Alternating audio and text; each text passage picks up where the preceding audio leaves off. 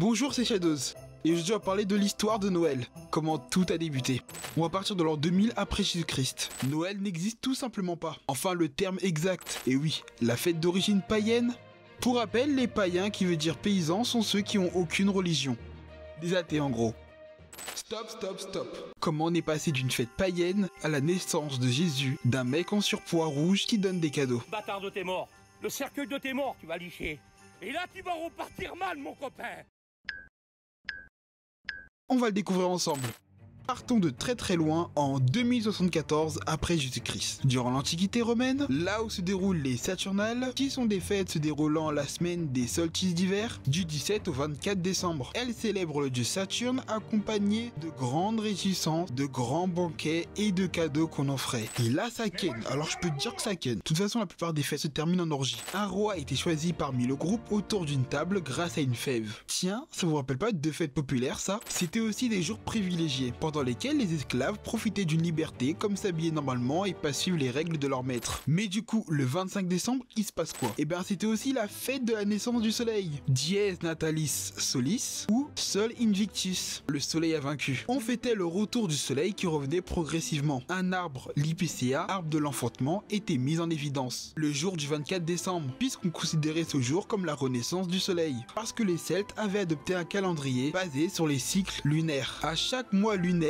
était associé à un arbre. L'Ipicea fut celui du 24 décembre. Pour le rite païen du solstice d'hiver, un arbre de symbole de vie était décoré avec des fruits, des fleurs et du blé. Entre-temps, les chrétiens eux fêtaient le baptême de Jésus, qui était le 6 janvier, qui aussi entre-temps est devenu la galette des rois. Mais on y reviendra plus tard. À cette même époque, l'étoile au sommet de l'arbre était symbole de l'étoile de Bethléem. Je vous dis, c'est un bourbier. Mais en 354 à Rome, après Jésus-Christ, le pape Libère, c'est son nom, hein, c'est totalement son nom, et l'église essaye de déterminer la naissance de Jésus. Mais personne n'y arrive, parce que personne ne sait quand est né exactement Jésus. Mais avec son équipe, ils vont déterminer que le 25 décembre, le jour du solstice d'hiver, est la date idéale. Pourquoi? Pour instaurer et propager le christianisme aux païens, et ainsi transformer les fêtes païennes en fêtes religieuses. Ouais, il leur a balancé un 49.3 dans la gueule. En 425, l'empereur Théodose codifia officiellement les cérémonies de la fête qui devient aussi une fête totalement chrétienne. Le concile d'Agde en 506 rendit cette fête obligatoire et l'empereur Justinien en 529 en fit un jour férié. Mais là encore, Noël n'existe pas. Enfin, pas vraiment. Déjà, chez les Vikings, on fête le Yule. C'est pareil, mais 2-3 règles qui changent. C'est au 14e siècle qu'apparaît le mot Noël pour désigner la naissance de Jésus, mais aussi un cri poussé par le peuple pour saluer un événement heureux. D'autres prétendent que les origines de Noël sont gauloises. Le terme Noël aurait pour étymologie deux mots gaulois, Noah et Hel.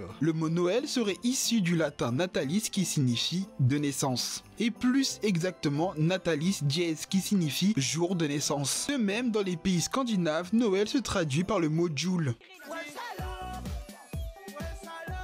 Au fil de l'histoire, Noël va se modifier et s'adapter en fonction du temps. Par exemple, on va raconter que les cadeaux de Noël sont apparus au XVIIIe siècle pour symboliser le cadeau que les mages ont apporté à Jésus après sa naissance. On raconte aussi qu'un moine évangélisateur allemand de la fin du XVIIe siècle, Saint Boniface, voulait convaincre les druides germains de Geismar que le chêne n'était pas un arbre sacré. Il en fit donc abattre un en tombant. L'arbre écrasa tout ce qu'il trouvait sur son passage à l'exception d'un jeune sapin. Et là, il cria: c'est un miracle! Saint Boniface, hein, pas le sapin, parce que du coup, ça serait bizarre, du coup. Il dit aussi, désormais, nous appellerons cet arbre l'arbre de l'enfant de Jésus. Anecdote marrant, Geismar, qui est une vraie commune allemande, et aussi une vraie entreprise française, construction de matériel ferroviaire, qui existe depuis 1924, qui n'a rien à voir avec la ville allemande. C'est juste une coïncidence de fou. À partir de là, la légende fait son œuvre, jusqu'à arriver au XIIIe siècle en France, et plus précisément en Alsace. On raconte aussi qu'un homme fut ébahi par le merveilleux spectacle des étoiles qui brillent dans le ciel, à travers les branches d'un sapin recouvert de neige et de glace un soir de Noël. Et c'est pour ça qu'on met un sapin et une étoile par-dessus le soir de Noël. On va aussi dire qu'en 1738, que Marie, je sais pas prononcer son nom, épouse de Louis XV, aurait installé un sapin de Noël dans le château de Versailles, ce qui va pousser tout le monde à mettre un sapin de Noël. En mode influenceur ou... Mais là vous êtes en train de vous dire, où est le putain de Père Noël? Où est-il? Bah moi aussi je me le demande. demande. On remonte le temps de 1700 ans en arrière, à l'année 300 après Jésus-Christ. À ce moment-là, le nom Papa Noël n'est pas encore connu. C'est plutôt celui du riche évêque de Myre turc, Nicolas de Myre. De son vivant, il fut protecteur des enfants, des veuves, des gens faibles, il fut bienveillant et généreux. Il adorait donner ses richesses aux pauvres et surtout les enfants. Ma bite.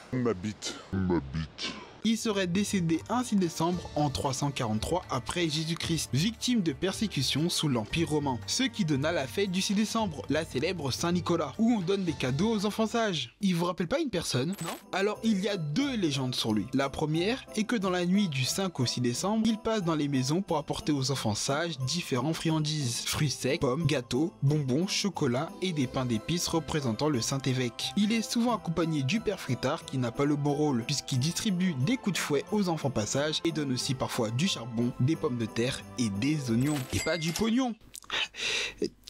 Bref.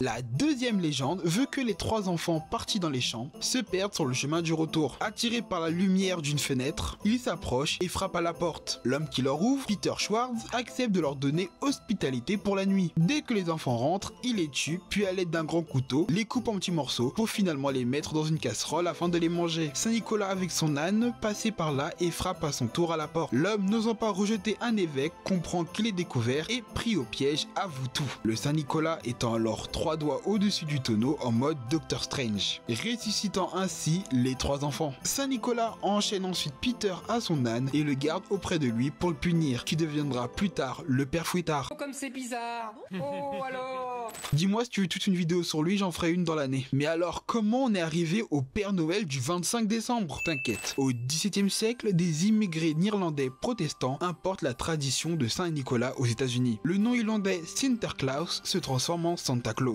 En 1821, le livre New Year présente un cadeau pour le nouvel an au petit de 5 ans à 12 ans est publié à New York. Mais c'est en 1823 qu'un poème baptisé A Visit from Saint Nicolas, la visite de Saint Nicolas, est publié dans un journal américain. Elle raconte comment un personnage barbu sympathique qui vient du pôle Nord arrive dans un traîneau dans le ciel tiré par 8 rennes et distribue des cadeaux aux enfants. C'est ce qui va fortifier la légende du Santa Claus. Mais c'est pas fini. Au XXe siècle, quand en 1931, une célèbre marque du nom de Coca-Cola demande à Adon Sunblom de lui trouver une mascotte. Le dessinateur s'inspire de Santa Claus déjà habillé en rouge et blanc et arborant son côté jovial.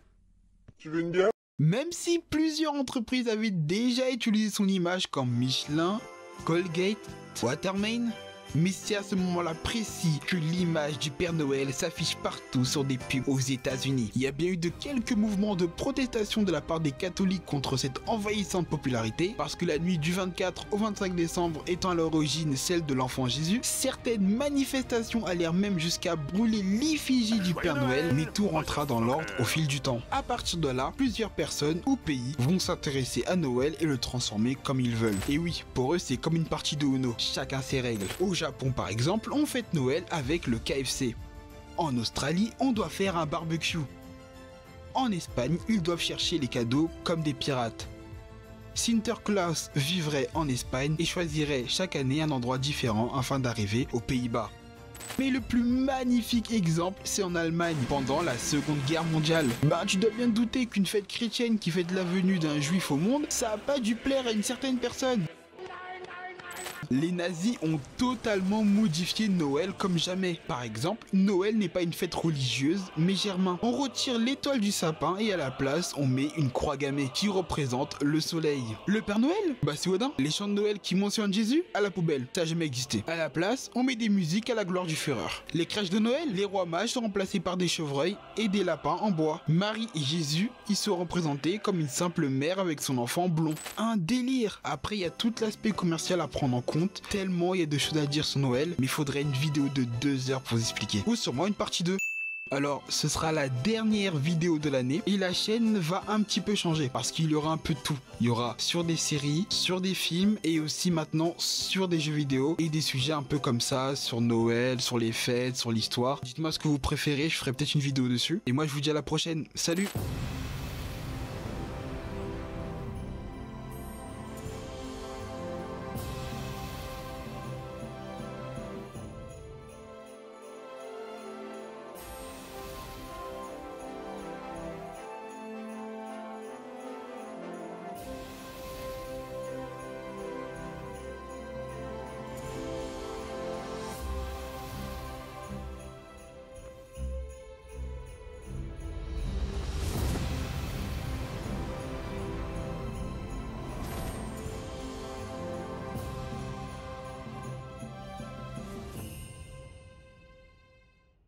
like et partage la vidéo et abonne-toi à la chaîne. Merci, ça fait toujours plaisir.